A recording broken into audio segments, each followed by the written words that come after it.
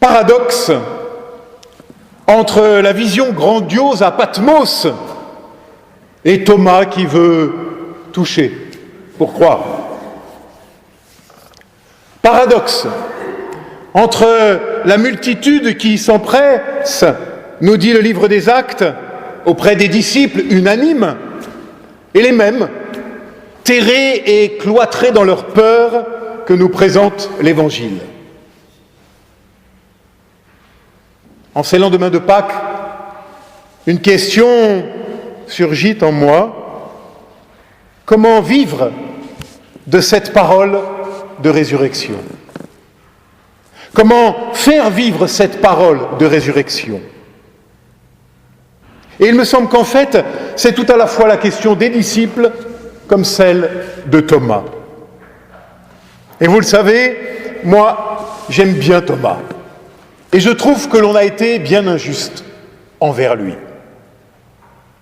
On a fait de ce nom le synonyme de celui qui doute, alors même que non seulement le mot « douter » n'est pas dans le texte, mais en plus, si nous le comparons à Pierre, par exemple, autre figure emblématique de disciple, force est de constater que le maître est bien plus sévère envers Pierre qu'envers Thomas. Étrange tout de même, du renégat que fut Pierre, de celui à qui Jésus a dit « Arrière de moi, Satan », on en a fait le premier pape, et de notre pauvre Thomas, le synonyme à perpétuité du mauvais croyant.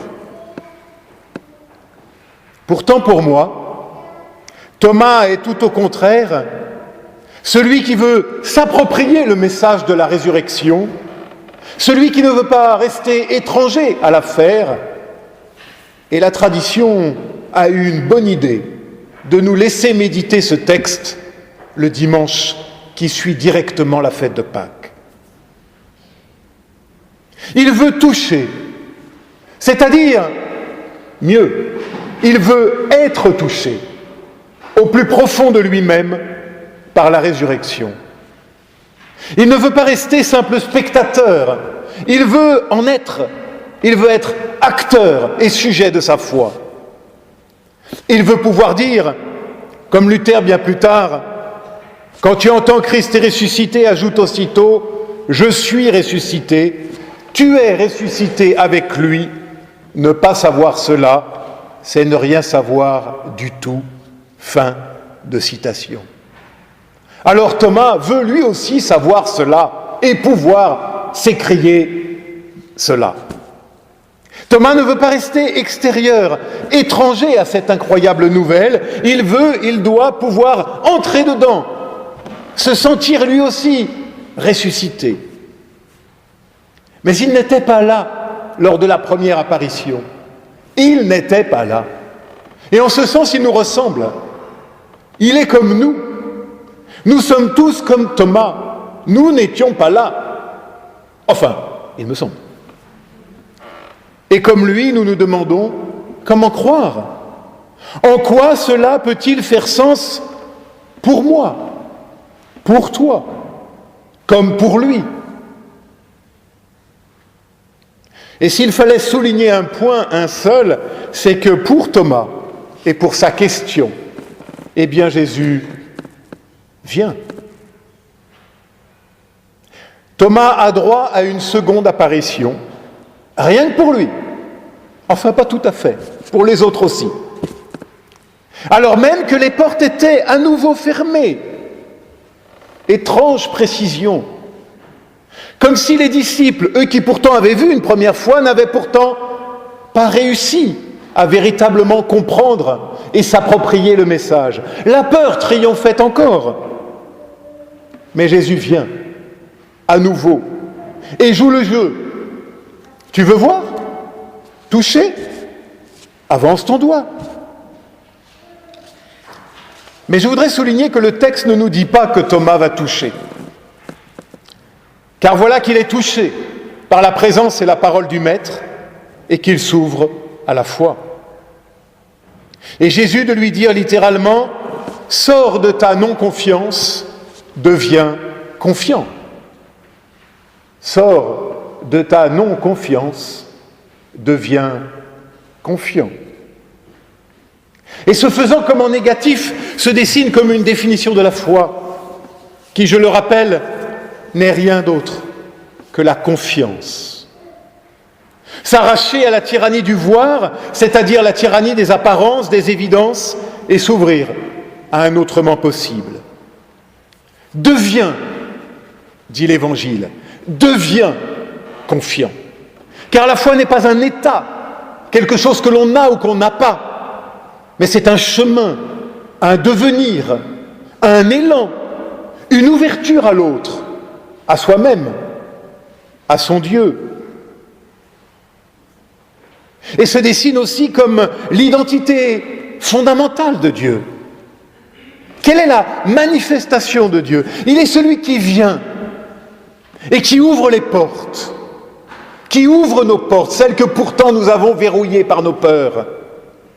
Il est celui qui vient faire sauter les verrous des maisons de la peur. Il est celui qui fait sortir, celui qui envoie dans la paix, en faiseur de paix, en porteur de paix, en artisan de paix.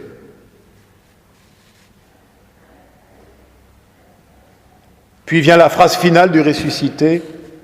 Parce que tu m'as vu, tu as cru, bienheureux ceux qui, sans avoir vu, ont cru. Là, la tête nous tourne un peu, c'est à n'y rien comprendre, à moins que nous ne retrouvions ici l'opposition très classique dans la Bible entre le voir, lieu du piège, de la capture de l'idole, et l'entendre, le lieu de la rencontre. La foi vient de ce que l'on entend, dira Paul. Et nous sommes là, nous aussi, pour entendre, pour nous mettre ensemble à l'écoute, être des hommes et des femmes qui écoutent, qui prennent le risque de l'écoute, car écouter est toujours un risque. Mais alors se dresse devant nous, me semble-t-il, une grande question. Pourquoi ces apparitions du ressuscité? Pourquoi, dans le Premier Testament, toutes ces visions des prophètes? Si le voir est le royaume du piège, alors pourquoi l'apparition à Thomas, à Emmaüs, sur les bords du lac? Et pourquoi cette apparition incroyable à Patmos? Et d'ailleurs, de quoi s'agit-il? D'apparition ou d'hallucination? Comment nous y retrouver? Peut-être en constatant, pour commencer, que l'Évangile ne dit pas apparition. Ça, c'est notre jargon. Mais se montrer, se faire connaître, se manifester, se faire reconnaître. Ce n'est pas ce qui est vu qui est important, mais ce qui est révélé, ce qui est manifesté, ce que cela veut dire et veut me dire. Ensuite, même à Patmos, c'est bien de paroles qu'il s'agit. Relisez vite les débuts, ou tout à l'heure, le début du texte, à cause de la parole. J'entendis, quoi? Une voix puissante, une voix qui me parlait. C'est la parole qui saisit le rédacteur de l'Apocalypse.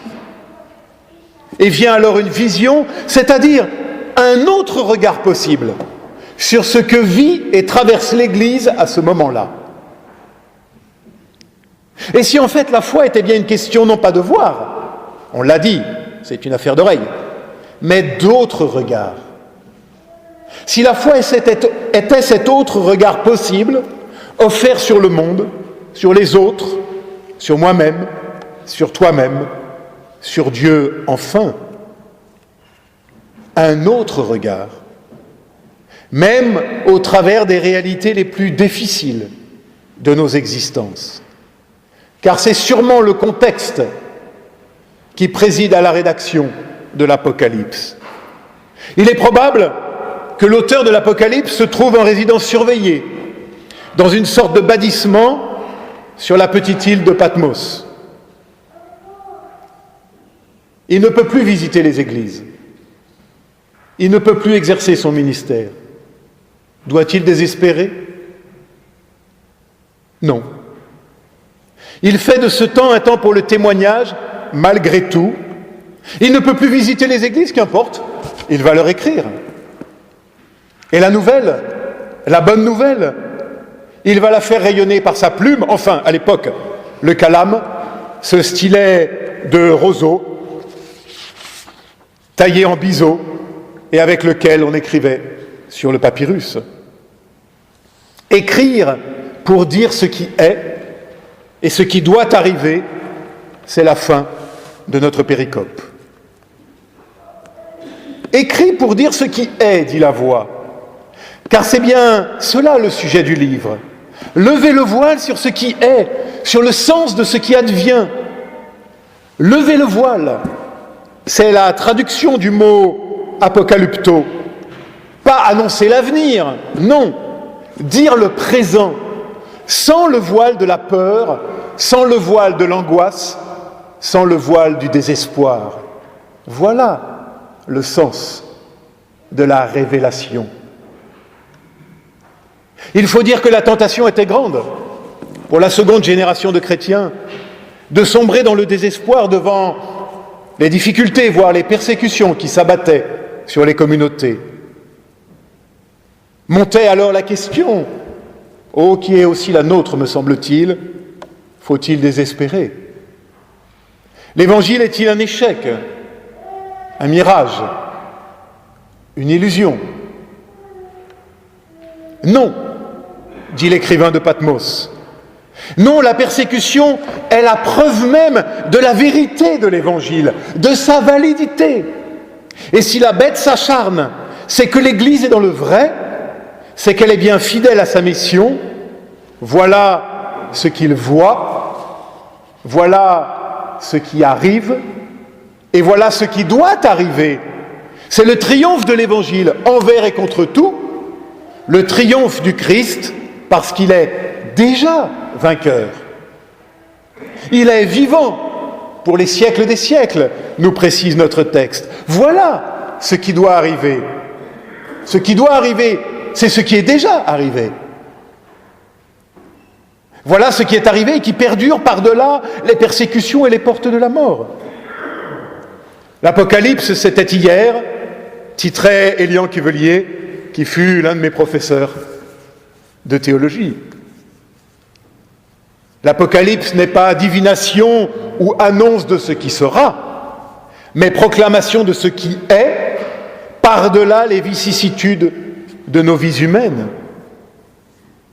Et pour dire cela, l'homme de Patmos emploie les codes des grands récits de vocation, des grands récits d'apparition des prophètes de l'Ancien Testament.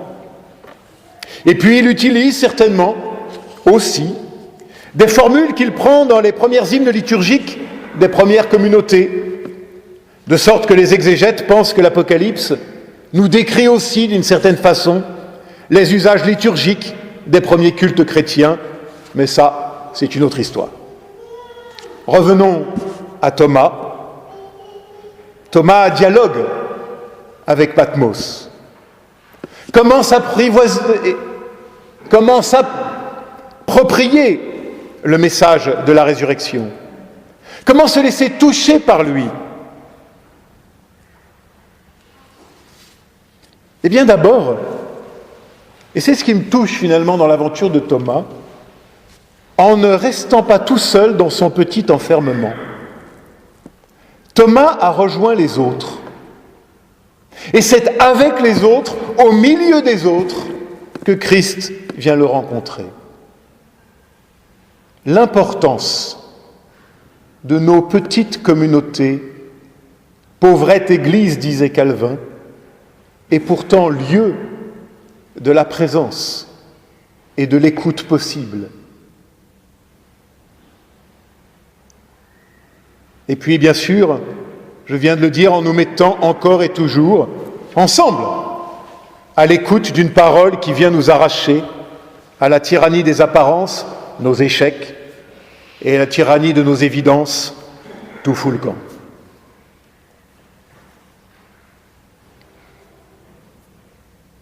Si en fait la foi était bien une question non pas de voir, mais de regard, de changer de regard, disais-je, où l'autre n'est plus à craindre, mais à accueillir, où personne ne se réduit plus à ses échecs, à ses errances, mais où tout homme est toujours plus grand qu'il ne le croit,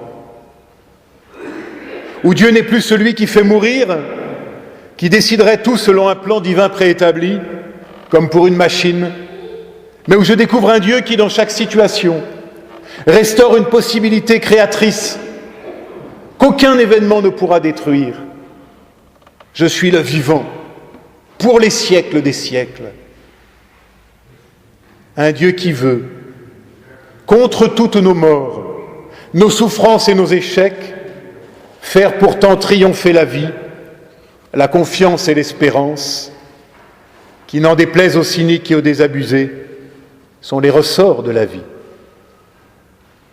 Oui, si c'était cela, croire, recevoir la grâce d'un autre regard et la persévérance de vivre de ce regard avec mes frères et mes sœurs, persévérer en Christ afin de pouvoir persévérer entre nous en pèlerins de lumière et de résurrection. Amen.